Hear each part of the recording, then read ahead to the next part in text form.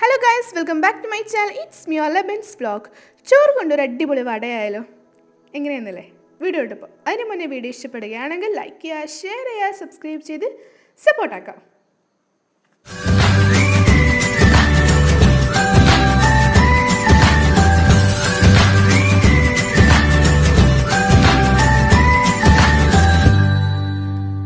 ആദ്യം തന്നെ ബാക്കിയൊന്ന് 2 കപ്പ് ചോറ് എടുത്തിട്ടുണ്ട് ഞാൻ.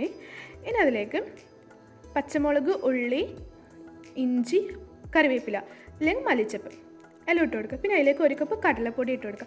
ഏറ്റവും നല്ലത് ആദ്യം ചോറൊന്ന് കുഴച്ചിട്ട് നമ്മൾ ബാക്കിയുള്ള ഇൻഗ്രീഡിയൻസ് ഒക്കെ ഇടുന്നതായിരിക്കും ഏറ്റവും നല്ലത്.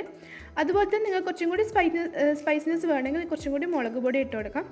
ഇനി എല്ലാം കൂടി നന്നായിട്ടൊന്ന് മിക്സ് ആക്കിയിട്ട് നമ്മൾ സാധാരണ വടക്കൊക്കെ ഉണ്ടാക്കുന്ന ആ ഒരു ഷേപ്പിൽ റൗണ്ട് ഷേപ്പിൽ അല്ലെങ്കിൽ നിങ്ങൾക്ക് ഇഷ്ടമുള്ള ഏതെങ്കിലും ഒരു ഷേപ്പാണെങ്കിൽ ആ ഷേപ്പിൽ ആക്കിയെടുക്കാം. ഇപ്പം ഞാൻ റൗണ്ട് ഷേപ്പ് ആക്കിയെടുത്തിട്ട് അതേപോലെ തന്നെ ബാക്കിയുള്ളതെല്ലാം ചെയ്തെടുക്കാം.